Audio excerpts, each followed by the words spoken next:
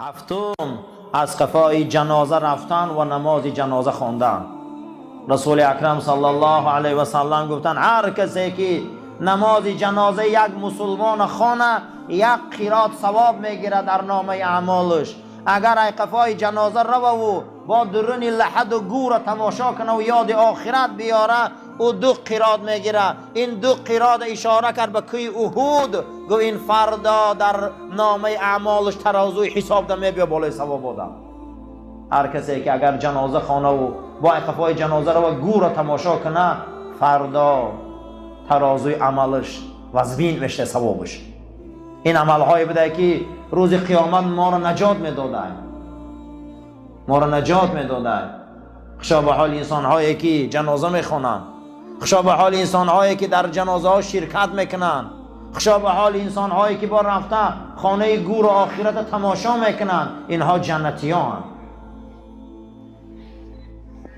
سیمین چیزی که فردا ترازو را در نزد خدا وزبین میکنه، پله های ترازو وزبین میشوند، ثواب زمین ده میشنه و گناه بلند میشه و میسوزه. جناب پیغمبر گفته بودین کلمتانی خفیفتانی فی اللسان و حبیبتان عند رحمان و ثقیلتان فی المیزان. 2 کلمه هست که در زبان سبوک ای، 2 کلمه هست که در ترازو وزبین ای، 2 کلمه هست که گویندش اولیای خدا های. چیه پیغمبر؟ حضرت گفت سبحان الله و الحمدلله. کسی که سبحان الله و الحمدلله میگفته است فردای قیامت ترازوها وزبین میشدین. کسی سبحان الله و الحمدلله میگفته است ترازوها نزد خدا در وزن میگرفتین. ما را جنتی میکرده 2 کلمه. سبحان الله و بحمده سبحان الله العظیم یا سبحان الله و الحمدلله سبحان الله و الحمدلله.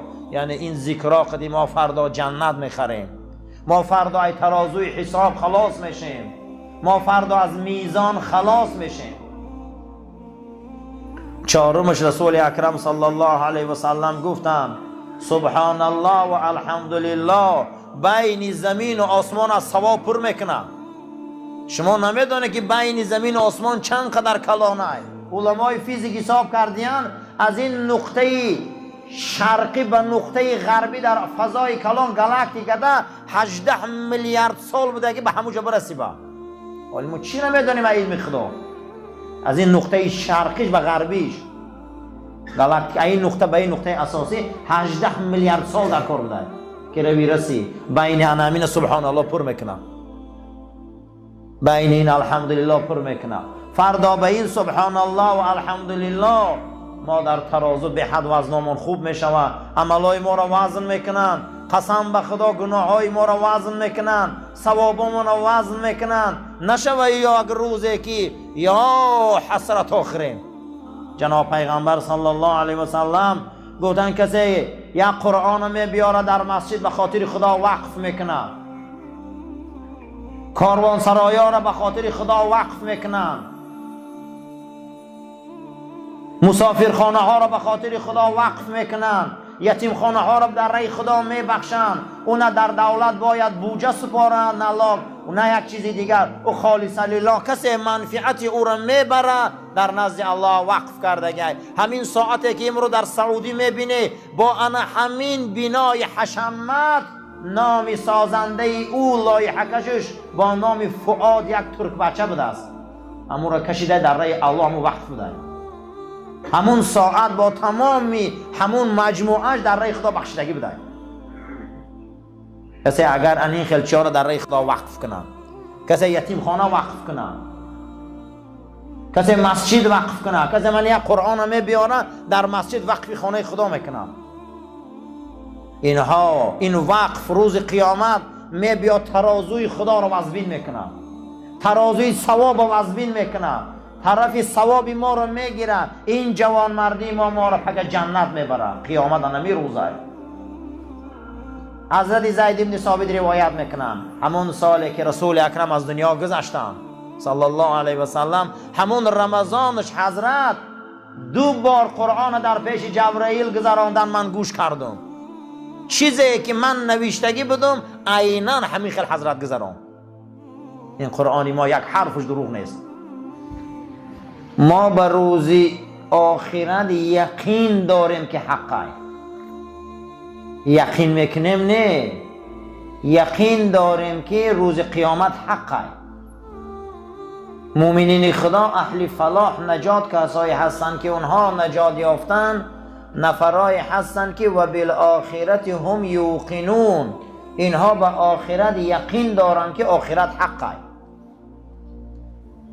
و سوال میشه که شما ای کجا یقین داره که آخرت حقه؟ ای کجا با دل پرگاب میزنه که آخرت حقه؟ کی آخرت رفته تماشا کرده اومده دیده؟ کی میدونه که آخرت حقه؟ کی میدونه که چی عمله چی راحته در اوجا؟ کی میدونه که چی عذابه؟ هیچ کسی را نمیدونه در بین ما. چی با میگیم که یقین داریم که حقه؟ ای کجا این سرچشمه؟ ای کجا این باوری؟ انا همون مردی که 23 سال پیغمبری کرد، نام او حضرت محمد مصطفی است صلی الله علیه و سلم. انا خیلی زندگی کرد که یگان روز زندگیش کجاله نبود. انا خیلی زندگی کرد که یگان روز زندگی او گناه نبود. ای حیاتی او مرد، ای زندگی او مرد، ای تاریخ آن مرد که پیغمبری ما زندگی او را دیدیم، تاریخ او را دیدیم، حیات او را دیدیم، خانداری شدیدیم، جوانمردی شدیدیم، شجاعت شدیدیم، دلیری شدیدیم، پاکیزگی شدیدیم، زندگی ای را دیدیم، با پررگی ایمانش داریم که حق میگه. چیزی که او میگه حق میگه. او آخرت دید، آخرت فهمید، آخرت شنید، هر چیزی که گفت در این زمین حق زندگی کرد. امروز ما ایمان داریم که قیامت حقه. امروز ما ایمان داریم که جنت حقه. امروز ما ایمان داریم که فردا برای اهل رمضان جنته. ما اینجا ایمان داریم که برای روزخورا جهنمه. اینجا ما ایمان داریم برای که همش ای رسول اکرمه. این یک مرد هست که خوانده نمیتونه، نوشته نمیتونه، دانشگاه نرفته، پیش کسی ده الف نخونده.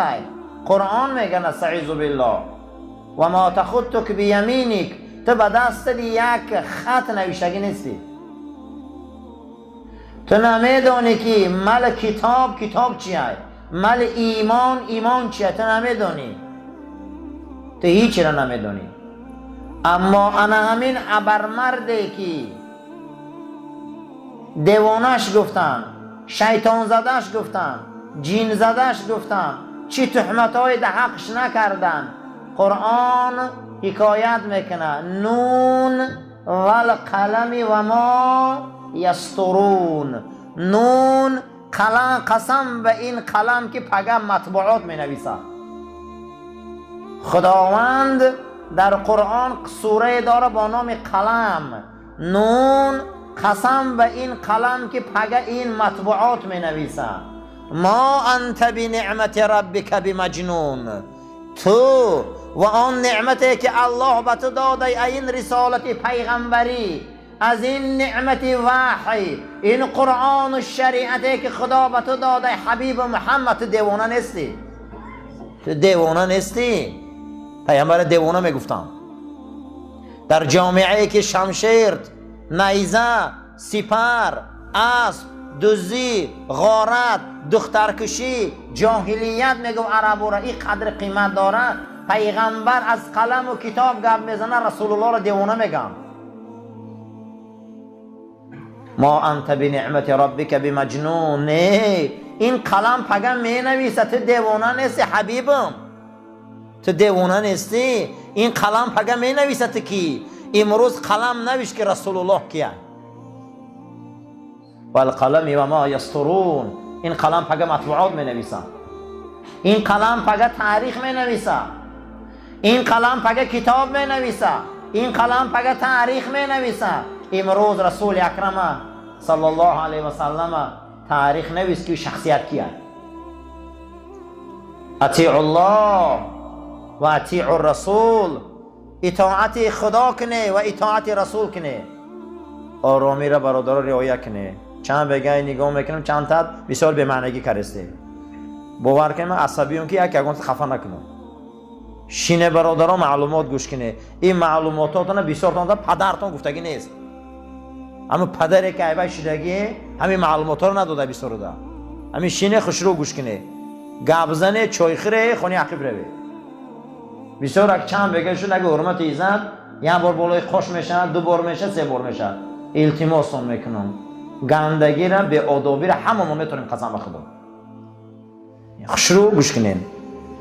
ما انت بنعمت ربک بمجنون. این نعمتی که خدا به تو داده تو دیوانه نیستی حبیب محمد صلی الله علیه و سلم. تو دیوانه نیستی. اگه این قلم سطر می نویسه، این قلم این کتابا را نویش که رسول الله کیه. برای همین اطیع الله و اطیع الرسول، اطاعت الله کنه و اطاعت رسول او را کنه. سوال می شود چگونه ما اطاعت رسول الله را کنیم؟ برای چی اطاعت کنیم؟ برای چی خفای او ما رویم؟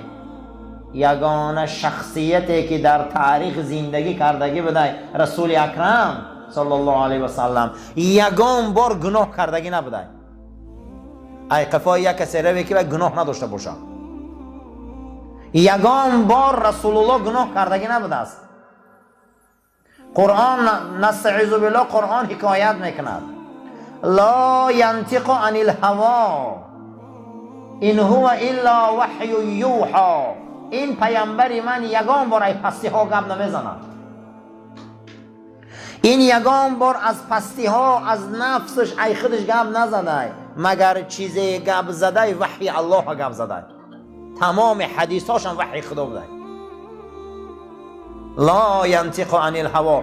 زبان رسول الله جنایت نمیکرده، زبان پیغمبر گناه نمیکرده، زبان رسول الله معصوم بوده. خداوند زبان پیغمبر در این آیه مبارکه میگه که زبان رسول الله جنایت نمیکنه. وقت زبان که جنایت نکنه چقدر خفاش نروید. یا ایها المزمل، ای در تگ بوریا خواب. یا ایها المدثر، ای در تگ کورپچه خواب. خداوند خواب رسول الله را تعریف میکنه. ای در تگ کورپچه خواب خیز، ای در تگ ادیال خواب خیز. قم فانذیر، خیزن که مردم فهمون، مردم در رسان این رسالت هم. موی پیغمبر خدا تعریف میکنه، زبان پیغمبر تعریف میکنه، چشم پیغمبر تعریف میکنه، صدر پیغمبر تعریف میکنه، پای پیغمبر تعریف میکنه، زبان پیغمبر تعریف میکنه. تمام پیغمبرها را خدا اگر نامشان نگرفتگی باشند رسول الله را خدا عضوش تعریف میکنه. عضو رسول الله را خدا تعریف میکنه. ید الله فوق ایدیهم ان الذين یبایعونک انما یبایعون الله. کسی قطعی تو بیعت میکنه با الله بیعت کرده. این شوخی نیست. بیعت به دست با رسول الله سلام میکردن روز بیعت رضوان، صلح حدیبیه.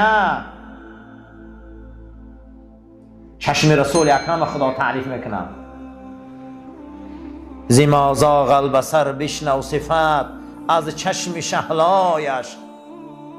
سوره و نجم خان زاغ البصر بین، او چشمای شهلای رسول اکرم خدا تعریف میکنه که چشماش اگر تو را میگه به ذوق نگاه میکرد مرد و زن آب میشه میگه در چشم رسول اکرم. زما زاغ البصر، او چشمای شهلای زیبا. برای همین این عذاب گور سبوکیش، احترام منکر و نکیر، رحم کردن عزرائیل در جان ما، گذشتن از پل صراط به آسانی، در محکمه الله خیلی سبو گرفتن نامه اعمال، رفتن به سوی جنت جاودان، رها خوردن از تاریکی های روز قیامت، در این دنیا سعادتمند شدن، همین با یک صلوات رسول الله تمام میشه. رسول الله عزل آدم نیست، قسم به خدا. رسول الله شوخی انسان نیست. در گور ما را از او میپرسند. زندگی ما همش برای رسول اکرم است.